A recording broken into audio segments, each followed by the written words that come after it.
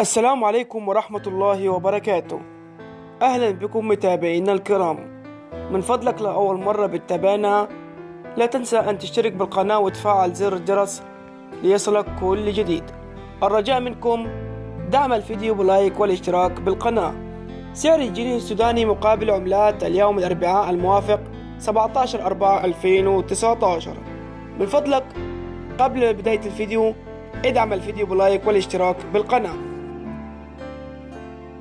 الدولار الأمريكي 60 جنيه، الريال السعودي 16 جنيه، اليورو الأوروبي 67 جنيه و80 قرش، الدرهم الإماراتي 16 جنيه و42 قرش، الريال القطري 16 جنيه و45 قرش، الجنيه الاسترليني 78 جنيه، الجنيه المصري 3 جنيه و47 قرش، الدينار الكويتي 214 جنيه و26 قرش، الريال العماني 145 جنيه و26 قرش، الدينار البحريني 134 جنيه و95 قرش، الدينار الليبي 29 جنيه و65 قرش، الدولار الاسترالي 29 جنيه و87 قرش.